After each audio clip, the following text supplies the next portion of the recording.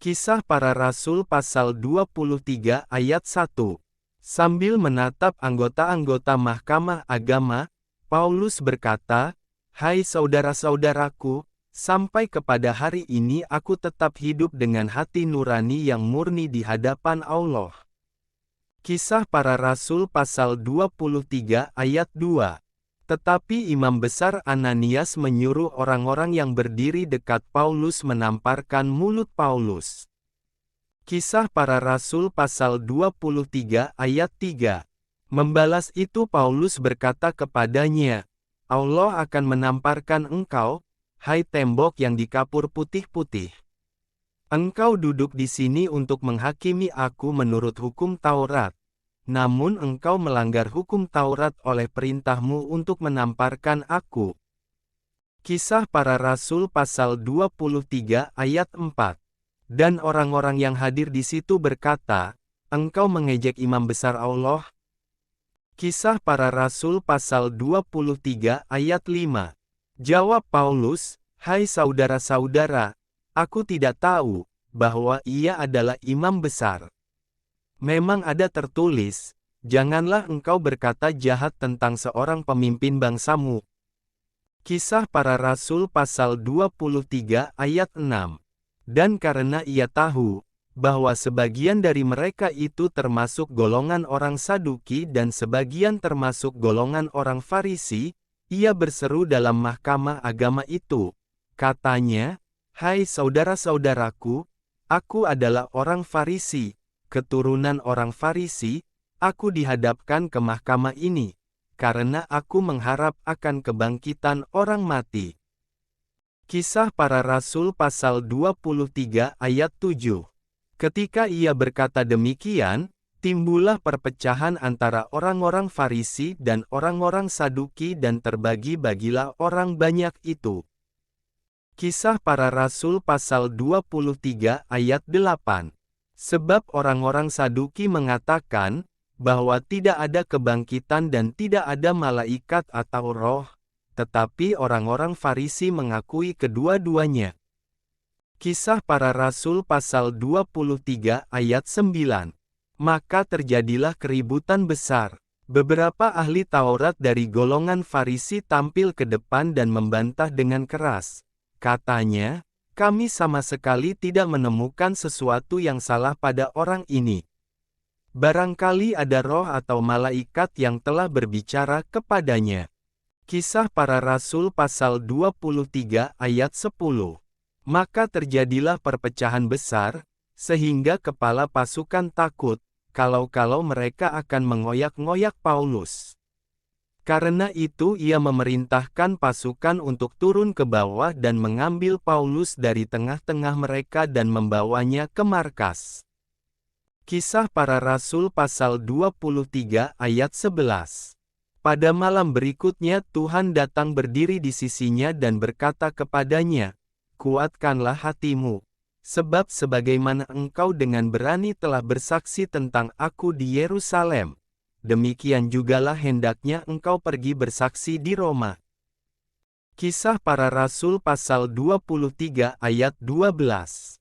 Dan setelah hari siang orang-orang Yahudi mengadakan komplotan dan bersumpah dengan mengutuk diri, bahwa mereka tidak akan makan atau minum, sebelum mereka membunuh Paulus. Kisah Para Rasul pasal 23 ayat 13. Jumlah mereka yang mengadakan komplotan itu lebih daripada 40 orang. Kisah Para Rasul pasal 23 ayat 14. Mereka pergi kepada imam-imam kepala dan tua-tua bangsa Yahudi dan berkata, "Kami telah bersumpah dengan mengutuk diri, bahwa kami tidak akan makan atau minum, sebelum kami membunuh Paulus." Kisah Para Rasul pasal 23 ayat 15. Karena itu hendaklah kamu bersama-sama dengan Mahkamah Agama menganjurkan kepada kepala pasukan, supaya ia menghadapkan Paulus lagi kepada kamu, seolah-olah kamu hendak memeriksa perkaranya lebih teliti, dan sementara itu kami sudah siap sedia untuk membunuh dia sebelum ia sampai kepada kamu. Kisah Para Rasul pasal 23 ayat 16. Akan tetapi kemenakan Paulus, anak saudaranya perempuan, mendengar tentang penghadangan itu. Ia datang ke markas dan setelah diizinkan masuk, ia memberitahukannya kepada Paulus. Kisah Para Rasul pasal 23 ayat 17.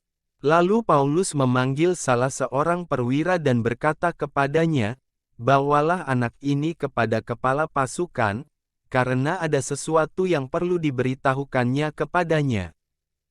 Kisah Para Rasul pasal 23 ayat 18. Perwira itu membawanya kepada kepala pasukan dan berkata, "Paulus orang tahanan itu, memanggil aku dan meminta, supaya aku membawa anak muda ini kepadamu, sebab ada yang perlu diberitahukannya kepadamu." Kisah Para Rasul pasal 23 ayat 19. Maka kepala pasukan itu memegang tangan anak muda itu, lalu membawanya ke samping dan bertanya, "Apakah yang perlu kau beritahukan kepadaku?" Kisah Para Rasul pasal 23 ayat 20. Jawabnya, "Orang-orang Yahudi telah bersepakat untuk meminta kepadamu, supaya besok engkau menghadapkan Paulus lagi ke mahkamah agama, seolah-olah mahkamah itu mau memperoleh keterangan yang lebih teliti daripadanya." Kisah Para Rasul pasal 23 ayat 21. Akan tetapi janganlah engkau mendengarkan mereka, sebab lebih daripada 40 orang dari mereka telah siap untuk menghadang dia. Mereka telah bersumpah dengan mengutuk diri, bahwa mereka tidak akan makan atau minum, sebelum mereka membunuh dia. Sekarang mereka telah siap sedia dan hanya menantikan keputusanmu. Kisah Para Rasul pasal 23 ayat 22. Lalu kepala pasukan menyuruh anak muda itu pulang dan memerintahkan kepadanya, "Jangan katakan kepada siapapun juga, bahwa engkau telah memberitahukan hal ini kepadaku." Kisah Para Rasul pasal 23 ayat 23. Kemudian kepala pasukan memanggil 2 perwira dan berkata, "Siapkan 200 orang prajurit untuk berangkat ke Kaisarea beserta 70 orang berkuda dan 200 orang bersenjata lembing, kira-kira pada jam 9 malam ini." Kisah Para Rasul pasal 23 ayat 24. Sediakan juga beberapa keledai tunggang untuk Paulus dan bawalah dia dengan selamat kepada wali negeri Felix. Kisah Para Rasul pasal 23 ayat 25. Dan ia menulis surat, yang isinya sebagai berikut. Kisah Para Rasul pasal 23 ayat 26. Salam dari Claudius Lysias kepada wali negeri Felix yang mulia. Kisah Para Rasul pasal 23 ayat 27.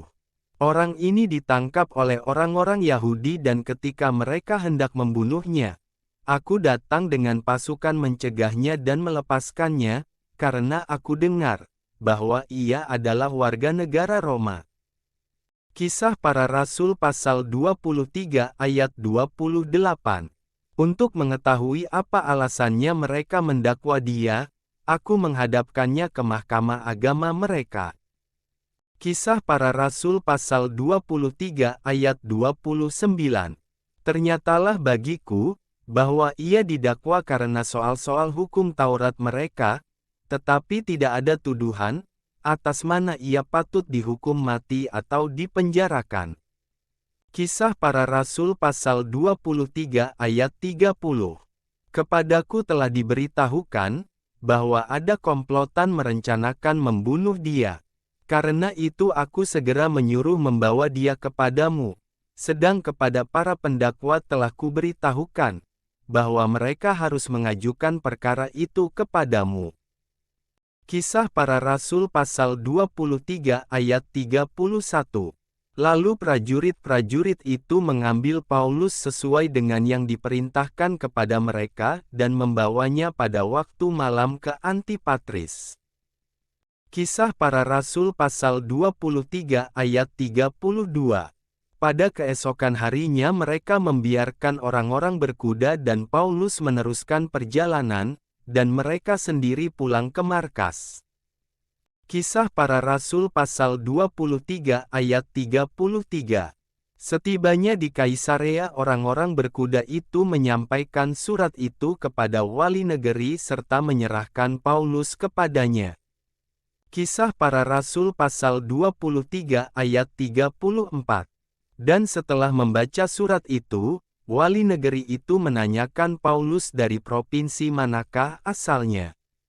Dan ketika ia mendengar bahwa Paulus dari Kilikia.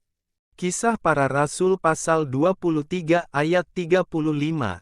Ia berkata, "Aku akan memeriksa perkaramu, bila para pendakwamu juga telah tiba di sini." Lalu ia menyuruh menahan Paulus di istana Herodes.